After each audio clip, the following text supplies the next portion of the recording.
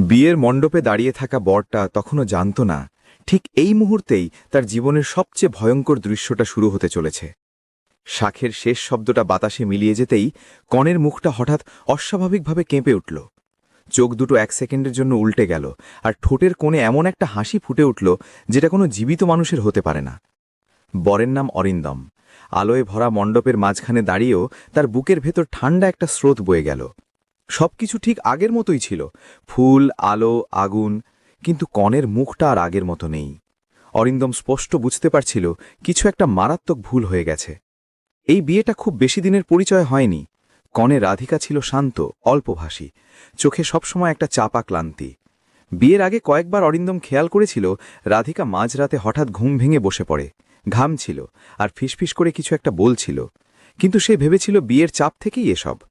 এখন মণ্ডপে দাঁড়িয়ে অরিন্দম দেখছে রাধিকার চোখের দৃষ্টি স্থির, পলক্ষীন, চোখের সাদা অংশটা অস্বাভাবিকভাবে বড় হয়ে আছে।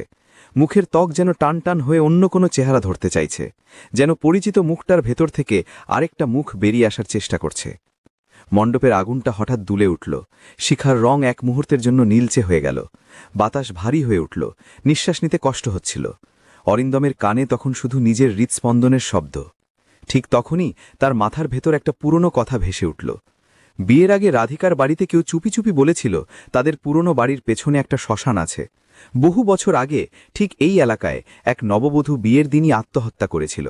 কারণ কেউ জানে না, শুধু এটুকু শোনা যায় তার বিয়ে অসম্পূর্ণ থেকেই গিয়েছিল। তখন অরিন্দম এসব কথা গুরুত্ব দেয়নি, কিন্তু এখন কনের মুখটা ধীরে ধীরে আরও বদলাতে লাগল। পরিচিত মুখটার নিচে যেন আরেকটা মুখ স্পষ্ট হয়ে উঠছে। বয়সে বড়, চোখের নিচে গভীর কালচে দাগ, ঠোঁটে শুকনো রক্তের রেখা।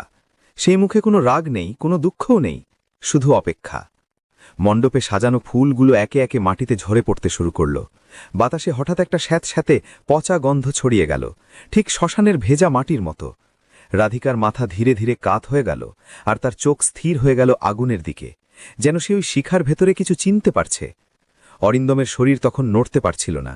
সে বুঝতে পারছিল এই দৃশ্যটা শুধু তার চোখেই ধরা পড়ছে। চারপাশের মানুষ যেন কিছুই দেখছে না। হঠাৎ মণ্ডপের সব আলো একসাথে নিভে গেল। এক সেকেন্ড, পুরো অন্ধকার। সেই অন্ধকারেই অরিন্দম অনুভব করল তার সামনে দাঁড়িয়ে থাকা মানুষটা আর রাধিকা নয়। এটা যেন অনেক বছর ধরে অপেক্ষা করা কোনো অস্তিত্ব, যে এই বিয়েটার জন্যই ফিরে এসেছে। আলো জ্বলে উঠতেই সব আবার স্বাভাবিক। কনের মুখ আগের মতোই সুন্দর, শান্ত। শাঁখ, উলুধ্বনি, লোকজনের নড়াচড়া, সবকিছু আগের মতো।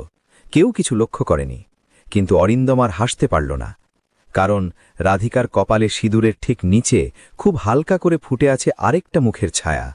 এমন একটা মুখ যেটা শুধু অরিন্দম দেখতে পাচ্ছে, এক নববধূর মুখ, যার বিয়ে কোনোদিন সম্পূর্ণ হয়নি।